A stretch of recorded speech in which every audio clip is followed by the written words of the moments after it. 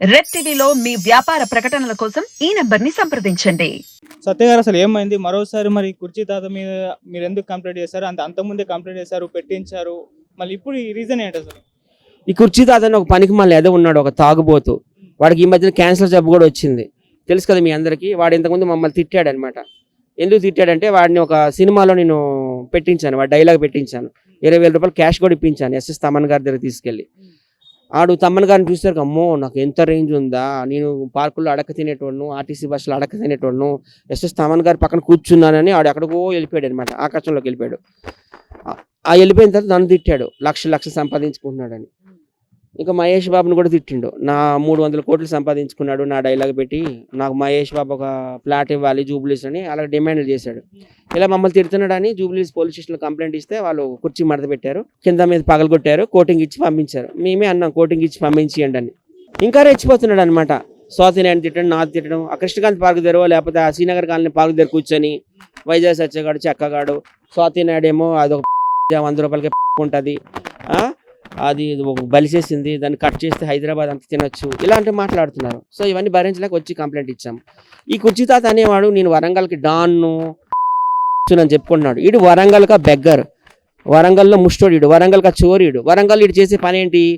Fruit మార్కెట్లు, vegetables మార్కెట్లు ఉంటాయి, నైట్ టైం పన్నెండప్పుడు వెళ్ళి అవి కట్ చేసి తీసేసి దొంగతనాలు చేసి బతికెట్టోడు వీడు. ఇప్పుడు హైదరాబాద్ కూడా అదే పని చేస్తున్నాడు. వీడికి ఒక ఇల్లు లేదు, వాకలు లేదు, ఏదైనా ఇంటికి 8,000 ఇంటికి రెంట్ కడుతున్నట్టున్నాడు. వీడికి 10 రూపాయలు పెట్టి సిగరెట్ కొనుక్కునే స్తోమత లేదు, 8,000 పెట్టి ఇల్లు రెంట్ కడుతున్నాడు. ఎవరు నమ్ముతారు? మనం అందరం ఉంటున్నాం కదా. వీడికి ఒక ఇల్లు లేదు, వాకలు లేదు. ఏమనంటే నాకు 4 పిల్లలు రా, నువ్వు చెక్క గడవరా అంటావు. ట్రాన్స్జెండర్స్ ఇంకా రాలేదు, వాళ్ళు కూడా కొడతారు వాడికి. ప్రతి ఒక్కరిని ఇట్లనే తిట్టడం అనమాట. సోషల్ మీడియాలో ఎవరు ఫేమస్ అయితే ఒక పల్లవి ప్రశాంత్, ఒక లేకపోతే బరిలక్క, లేకపోతే ఒక స్వాతి నాయుడు, లేకపోతే ఒక వైజాగ్ సత్య, ఇలాగే ఒక ఉప్పల్ బాలు, మేము బాగా ఫేమస్ కదా, మమ్మల్ని తిడతాడు. లేకపోతే పాలిటిక్స్లో ఎవరు ఫేమస్? కేసీఆర్, కేటీఆర్, కవిత, రేవంత్ రెడ్డి. ఈ మధ్య రేవంత్ రెడ్డిని కూడా తిడుతున్నాడు, 6 నెలలు దించేస్తాను.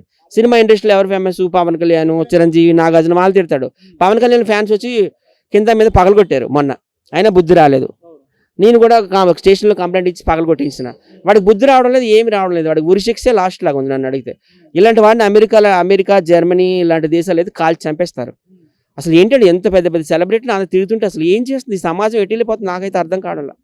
అసలు మిమ్మల్ని ఎందుకు టార్గెట్ చేస్తున్నారు? అంటే అంతకుముందు కూడా మిమ్మల్ని కామెంట్ చేస్తారు, మీరు కంప్లైంట్ చేస్తారు, మళ్ళీ ఇప్పుడు ఎందుకు మిమ్మల్ని టార్గెట్? వాడికి నేను ఇల్లు ఇప్పించలేదని ఈ డైలాగ్ పెట్టి మహేష్ బాబు 300 కోట్లు సంపాదించుకున్నాడంట. చెప్తున్నాడు కదా చాలా ఇంటర్వ్యూలో, నేను మహేష్ బాబుని కలుస్తా. ఆడికి జూబ్లీస్లో ఇప్పుడు ఫ్లాట్ ఇప్పియాలట. ఆడికి ఎందుకంటే ఇస్తారు ఫ్లాటు? వాడు మళ్ళీ అంటాడు వైజాగ్ సత్య నా మీద లక్షలు సంపాదించుకున్నాడు అని అంటున్నాడు. ఇప్పుడు జనవరిలో వదిలేసాను, ఇది మార్చి 2 మంత్స్ అయిపోయింది. ఇప్పుడు ఎంత ఉంది? అది అకౌంట్లో వెళ్ళి చూడండి, పావలా కూడా ఉండదు జోబీలో.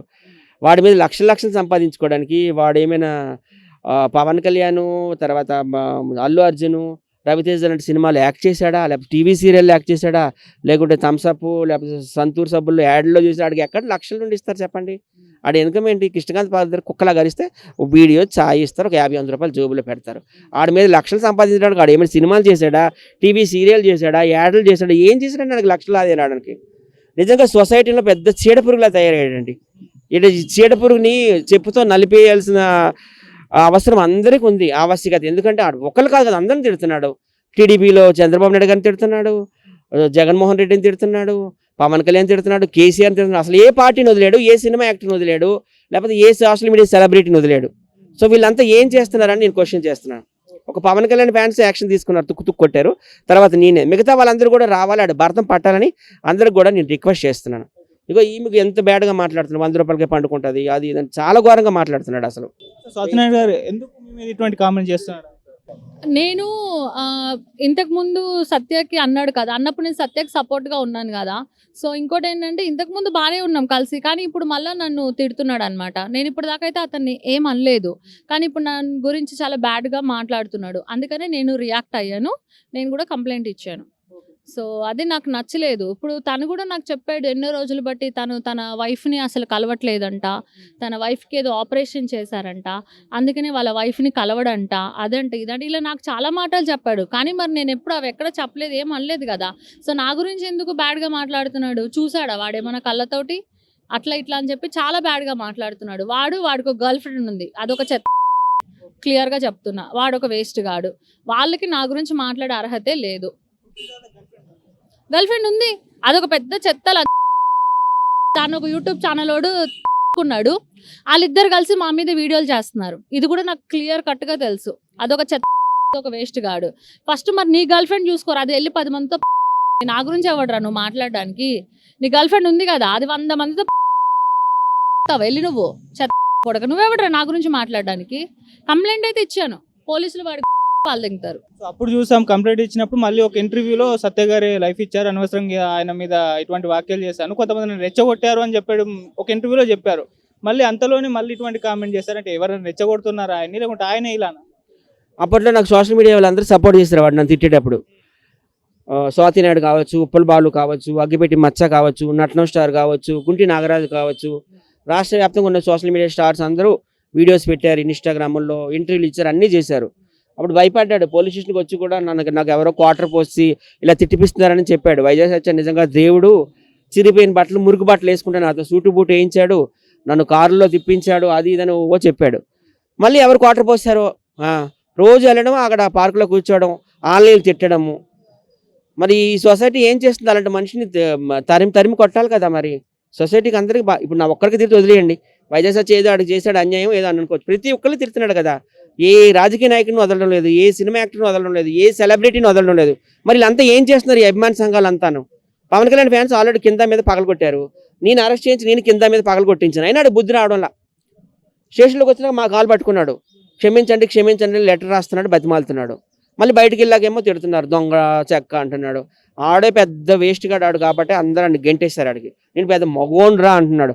మగవాడు అయితే కష్టపడి సంపాదించిరా, మేము కష్టపడి మేము ఒక ఈవెంట్కి వెళ్ళామంటే 5,000 10,000 తెచ్చుకుంటాం మేము. నువ్వు మగాడు అంటే పెళ్ళం పక్కన పడుకునేవాడు మగాడు కాదు, అందరికీ నేను ఇదే చెప్తున్నాను. పెళ్ళాన్ని పోషించాలి, మొత్తం ఫ్యామిలీ అంతా చూసుకోవాలి, కష్టపడాలి. అసలు నీకు కష్టపడడానికే ఒళ్ళు వంగదు కదా, నువ్వు దొంగవు. నువ్వు మార్కెట్లో వెజిటబుల్ దొంగతనం చేయడము, నైట్ టైంలో ఫ్రూట్స్ దొంగతనం చేయడం, అదే నీ వృత్తి. సొసైటీలో గౌరవంగా బతకాలి, అర్థమవుతుందా? వాడు ఎప్పుడు పెళ్ళం ఏంటి మాకు తెలియదు, వాడు ఎప్పుడు అసలు కలిసినట్టే లేదు. అక్కడ వరంగల్లో కూడా ఎంక్వైరీ చేసాం, వాడు పెద్ద దొంగట, పెద్ద డాన్ అని చెప్పుకుంటాడు, కానీ వరంగల్కి చోరాడు, వరంగల్కి బిచ్చగాడాడు.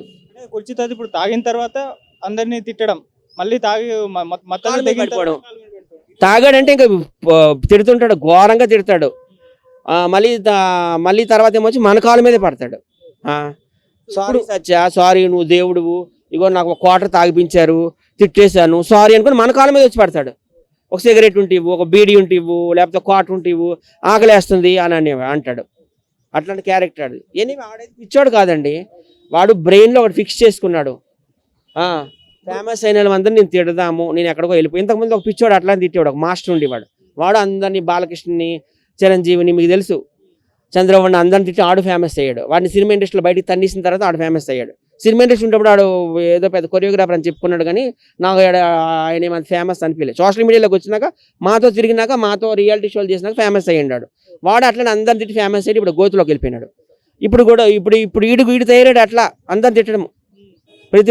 వాడు కూడా అట్లానే అందరు రాజకీయ నాయకుల్ని, అందరిని సినిమా వాళ్ళు తిట్టివాడు.